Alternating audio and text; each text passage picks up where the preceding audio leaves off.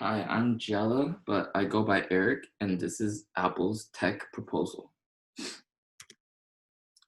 So the problem Apple faces right now is that their sales are expected to drop as the market is always growing and always changing.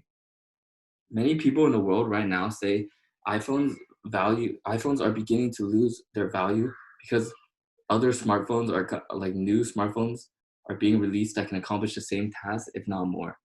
So Apple plans to add more features, hoping that they would be able to boost their exposure. So the solution I've come up with for Apple is creating an interconnection between all Apple devices. What this means is that uh, they need to implement a system that into the iOS that would allow a link between iPhones and MacBooks. This would allow information between an ongoing task to be easily switched between these two devices, making work much easier. After the resources needed for this plan would be money, a research staff, and technology. So the first step would be to conduct market research. Then the next step would be to hire researchers to develop the software. And then after the software is developed, it would need to be integrated into the iOS.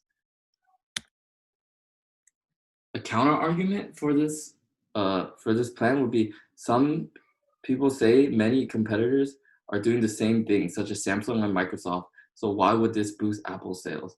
Well, the thing is, Apple has the largest audience and the biggest following. So, and then by implementing this solution, Apple hopes that they would be able to increase the incentives of their customers to buy not just the one device, but both devices.